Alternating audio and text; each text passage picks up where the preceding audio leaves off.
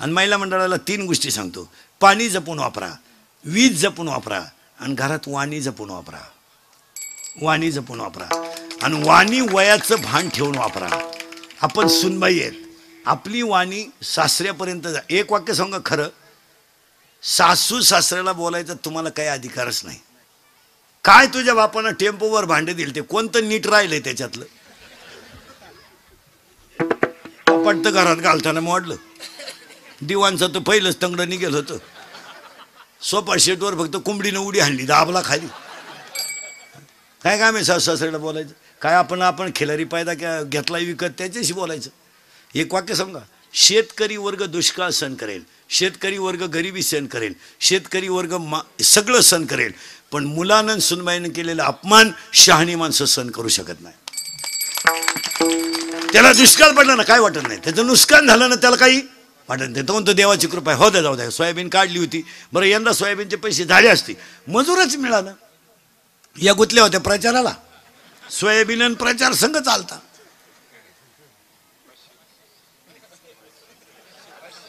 माहीतच नाही तिला कोणत्या पक्षाची सभा आहे, बसली गाडीत आणि गेली. एका बाईनं 3 सभा काढल्या, फक्त गळ्यातलं फडकं बदलायचं, ठोळी तीच.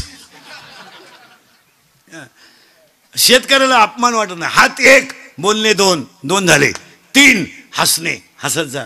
ईश्वराने दिलेली देणगी आहे. माझ्या कीर्तनाला बसलेल्या मी एवढ्या माणसाला सर्टिफिकेट देणार, त्याला 6 महिने अटॅक येत नाही.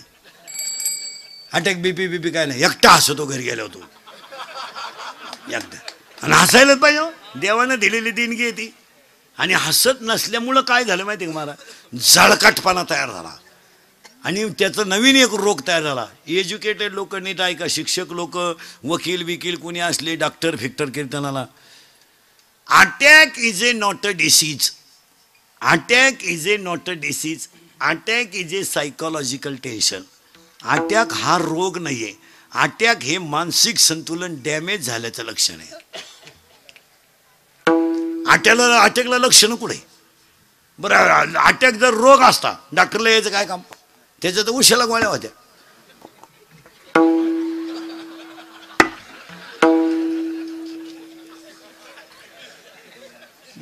म्हणजे अटॅक हा रोग नाहीये. मला अटॅक हा रोग नाहीये. तुमच्या माझ्या घरामध्ये मानसिक संतुलन डॅमेज झाल्यामुळं मेंदूवर तणाव आहे. तुमच्या माझ्या सगळ्यांच्या मेंदूवर तणाव आहे. आणि त्या तणावाचा परिणाम काय झाला? ब्लड ऑफ सर्क्युलेशन, हृदयाला कमी झालं.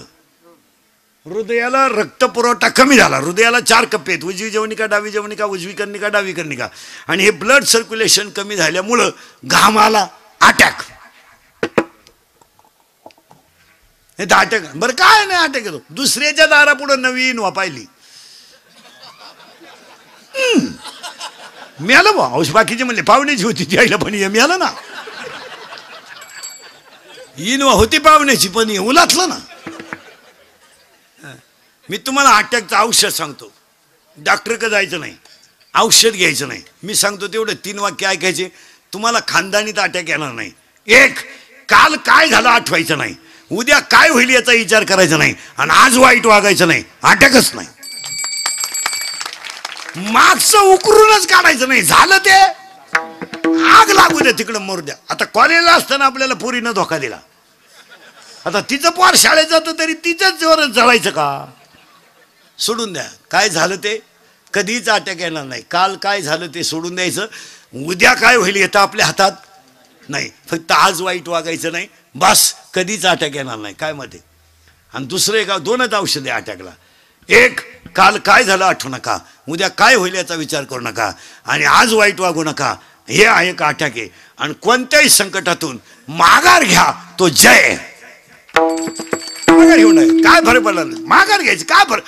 हे पहा, माघारीमध्ये जय का पराजय? जय. नालायक लोक म्हणतील तो पराजय, पण विद्वान माणसं म्हणतील तो बरं झालं. डोक्याला ताण याला. 2 भावांची 40 वर्ष कचेरीत केस चालू द्या. दोघांनी एकत्र बसलं पाहिजे, तिसऱ्याला बोलवायचं नाही. तुझं म्हणणं काय तर गुंठा तुला तो फुटभर तुझी का पोल रोवून घे, भांडण मिटलं. दोघंही निवांत झोपतील का नाही? आणि तुम्हाला दोघांना माहिती आपण संघ येणार नाही. पण गावात काही अवलदे अशा आहेत, थोड्या करता का मिटवायचं भाऊ.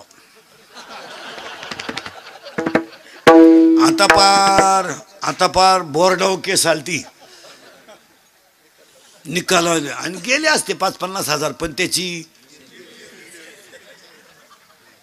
या जिरवी पाहिजे आपली लोक भिकारी झाली. ते मिटून घ्या. 4 लोक नाव ठेवणारे तुम्हाला ठेवू द्या ना. आणि ठेवणारे कोणत्या लायकीचे आहेत? भांडण मिटवलं म्हणून नाव ठेवणारे कोणत्या लायकीचे? त्यांनाही बायकांनी लाईट बंद करून हाणेरेचे, ते कुठं नाही साधू आहेत. जी गोष्ट आपल्या मनाला पटते तिच्यामुळे आपल्याला समाधान होत असेल ती करायला काय हरकत आहे? आपल्या घरामधली कचकच मिटत असेल, मनावरचा ताण कमी होत असेल, तर भावबंदकीचे घरातले बायका पोरांचे भांडण मिटवायला जाग्यावर काय हरकत आहे? शेजारी पाजाऱ्यांना तर चांगलं आपलं होऊन द्यायचं नाही. आपल्या सुनबाई जरा आगावे, ती आपल्या पोराला बरं पाहत नाही, ती राहण्याच्या परिस्थितीत नाही. रविवारी तिकडे जाती, गुरुवारी इकडे येते, शुक्रवारी परत जाती, रविवारी. स्पष्ट तिच्या बापाला सांगून टाकेल, भाऊ हे कुठाने करण्यापेक्षा तू जातू घेऊन जाय. माझ्या पोराला मी रविवारपर्यंत दुसरी बायको आणून देतो. पण वाद मिटवण्यामध्ये मजा आहे हो, वाद वाढवण्यात मजा नाही. आणि आपल्या लोकांना हाऊस कशीची? थोडी रंगव केशन, थोडी रंग.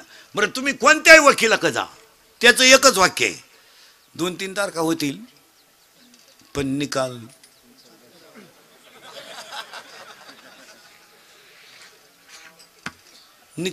होईल. थोडा त्रास बरं का, तशी कागदपत्र केली मी.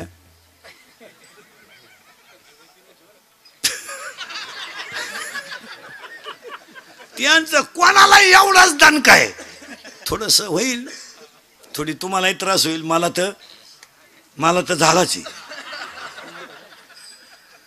पण निकाल आपल्याच बाजू.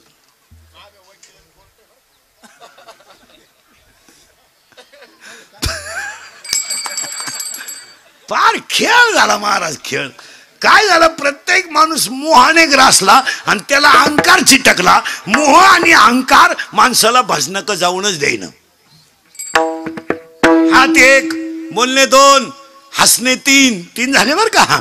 4 आता नावच सांगतो पटक्याचे, टाइम होईल.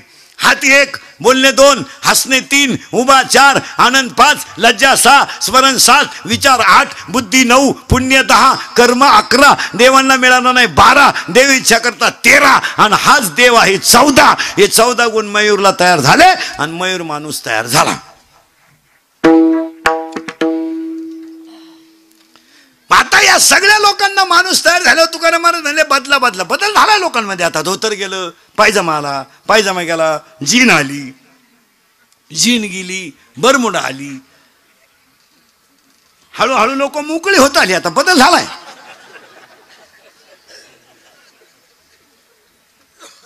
आता उभ्यानं जेवायला लागली. जेवा मग तोंडानच का खाता? तुला पैशावाला तर खायची जागा बदलव ना.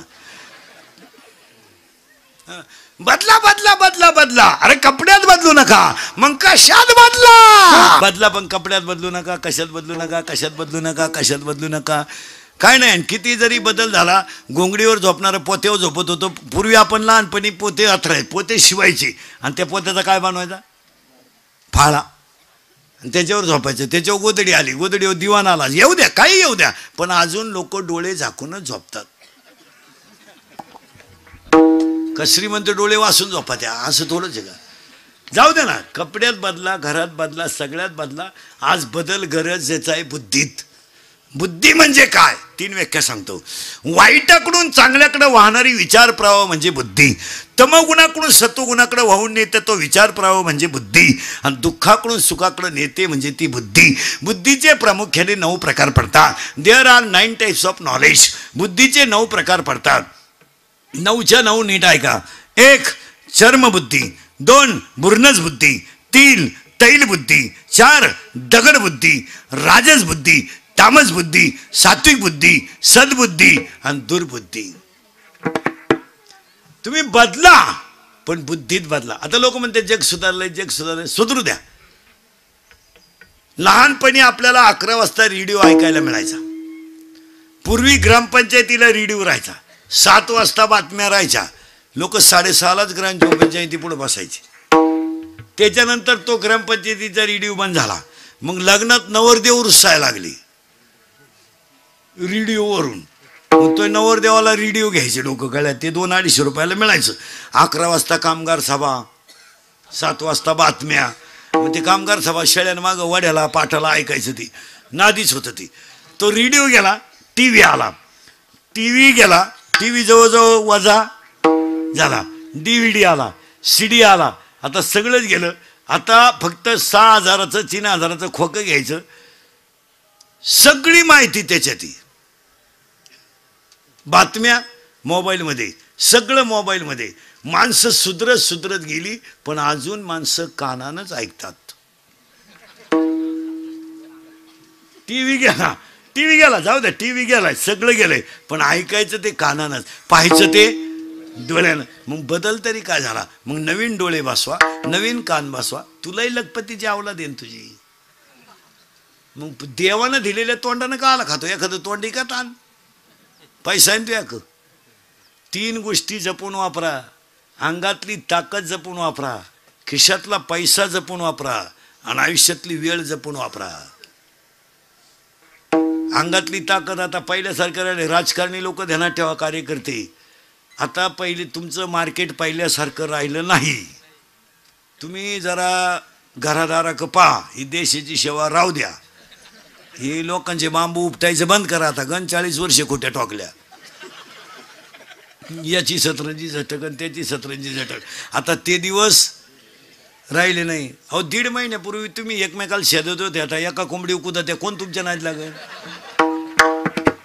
म्हणजे कार्यकर्त्याची किंमत पक्षातून तर जवळजवळ गेली. गावात तर आता त्यांना कुणी घरातही नाही. अरे शेतकऱ्याच्या बैल जर बांधले ना शेतकऱ्यानं, तर अवताची बैल बांधले का त्याची बायको हातात तांब्या घेऊन येते पाण्याचा, पाणी प्या. चहा घेता का जेवण करता? गरीब घरे, पण आदर केवढा आहे. तर असं करा, सकाळचं कालवण गरम करते, दूध भाकर खाणं, तर मग स्वयंपाक करते. तो असं करा, दूध भाकरच खातो, सकाळी पाहू. या कार्यकर्त्यांच्या बायका असं नाही बोलत घरी गेले. पप्या त्याला विचार खायचंय का?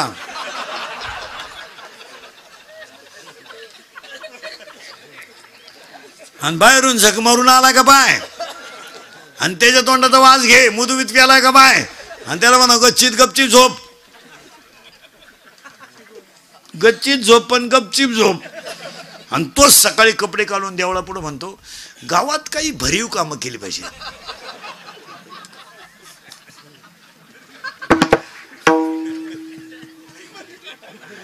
काय भरीव करतो आणि खोक करतो, काय डोंबलं करतो. हे मा जरा कार्यकर्ते सगळं लफडे बंद करा आता, आणि आमच्या टोळीत या, आणि एवढी गळ्यात लटकवा, निदान सुखानं झोपाल. आणि एवढी लटकवा, आणि आमच्याकडे आल्यावर तुम्ही श्रीमंत होणार नाही, पण सुखी झाल्याशिवाय अजून 2 लोक राजकारणात उतरणार नाही 5 वर्षानं. गरीब आणि विद्वान. गरीब माणूस नाही उतरणार. फुकणी इकली तरी सदस्य नाही वाजत. आता हे आरडत होतो आम्ही 2-4 महिने, ते जनतेतून थेट 2-4 महिने आरडल्या तर झाला फायदा. ते बरं झालं, ते लय अवघड झालं. तो गडी गावात उमानेच कोणला, ते एकटं झाल्यामुळं तेच खड्डे घ्यायचं. 15 वर्षापूर्वीचा काळ आता नाही आहे. 15 वर्षापूर्वी तुम्हाला ग्रामपंचायत लोकवर्गणीत चालवावं लागायची. आज तुम्हाला मुबलक पैसा आहे. आता तसं राहिलं नाही. 14 वित्त आयोगामध्ये ग्रामपंचायतीला पैशाला तोटा, त्याच्यामधला 25% रक्कम तुम्हाला शैक्षणिक खर्चासाठी आहे. गावातल्या पाहायचंच नाही. फक्त 15 ऑगस्टला 26 जानेवारीला तेवढं झेंड्या पाहिजे, जायचं, गोळ्या बिळ्याने यायचं नाही. आणि 4थीच्या पोराला इंग्रजांची भाषणं सांगायची. इंग्रजांनी देश फार लुटला. पोरं म्हणले लुटला, पण तुमच्या इतका नाही हो. तुम्ही त्याने देश लुटला, पण तुम्ही गावातच घरात घर ठुलं नाही. 4-25 आणि भाषण करणाऱ्यांना सांगून ठेवतो, आलंय 26 जानेवारी, आता तुम्ही अगोदर गोळ्या वाटा, नंतर भाषण करा, मग कळलं भाषण काय तुम्हाला. ही पोरं कशामुळं गुंतल्या? गोळ्यांमुळं गुंतल्या. नाही तर पोरांना काय गेलं, इंग्रजी येऊ नाही तर त्या घरात घुसू, काय नाही. मग पोर भाषण उरकावं म्हणून टाळ्या जोरात वाजित्या. याला वाटतं भाषण आवडलं नाही, पोरं घोडाला येतं, पण ते टाळीनं ऐकू येईन. तिथलं एक भाषण टाळावं, भाषण 3 ठिकाणी टाळावं. 10व्यातलं भाषण टाळावं. 10व्यात नदीवर बसलेली माणसं लई वाईट बोलतात महाराज. आता एवढंच ते मोठ्याचं झाकून जातं, नाही तर जे वाळूत बसलेत ना कचाकच घोडाला येतं महाराज खालची. बरं त्यांना आपले सगळे लफडे माहीत. आता आपण आपला बाप उसाना हाणले हे त्यांनी पाहिल. आणि बरं 10व्याचं भाषण म्हणजे प्युअर खोटं भाषण. हो कसाही मरू चांगलाच म्हणायची पाळी तिना.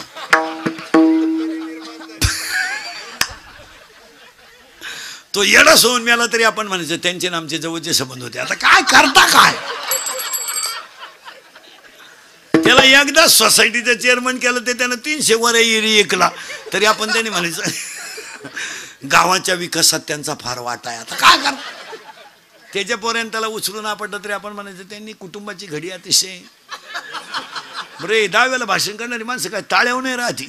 ते माईकवर बोलणार राहतं भांबेल आणि भाषण करणाऱ्यांना सुधारण एक नेटकं चालू होतं. त्याला माहित नव्हतं गडी मेलाय का बाई मेली का काय केलं. त्या बाईच्या नवऱ्याचं नाव होतं बाबूराव आणि त्याची मिलती बायको. पण ती एकाला मोठ्याला बोकांडी घ्यायचं. ते माईकवरचं लगेच म्हणलं ते श्रद्धांजली वाहतील. ते रस्त्यानंच होती. घाई झाली. ते आले. ते बाबूराव चमन करून बसेल होतं पुढं. याने तपासत नाही गेला कोण गेलंय. हा आला म्हणला बाबूराव जाऊन 10 दिवस झाले. आणि बाबूराव सारखा माणूस गावात होणार. बाबूराव त्याच्याकच पाहत होता. बाबूराव म्हणला आता माया बायकोचा दाव आहे म्हणून सोडलं तुला, नाही तर उचलून आपडलं असतं. मी बायको पाहिली दुसरी, तू म्हणतो बाबूराव जाऊन 10 दिवस हे टाळी जायचं महाराज. 10व्याची भाषणं लग्नात तर लय वाईट बोलायचं लोक. लग्नात एक तर आपल्याकडं चूक काय झाली, पूर्वी लोक लग्नाला थांबायची कारण लग्न लागल्यावर जेवण राहायचे. आता लोकांना लग्नाची इंद्रिकर गेल्या का लग्नाला. आता मला फेटा काढल्यावर काय कोणी ओळखीत नाही. गर्दीत बसलो मी, मला ओळखलंच नाही कोणी. पण शेजारची बोलत होती चव जाऊन चौथावरला आणि आता गुलाबजांबू घाली सुटला. इंदुरीकरला अंदाज आला लग्न का लफड्याचं आहे का. जुनं वय लोकांनी पाहिलं. ते तेवढ्यात एक जणाने इंदुरीकरला पाहिलं आणि त्यानं पुकारलं नाव आशीर्वादाला. आता लोक काय इंदुरीकरला सोडी द्या का. मग एक जण उठला म्हणला. इथे उठलं इंदुरीकर, येत होतं माईक. एक खालून म्हणतो आता हा लायकीचा उठला आशीर्वाद.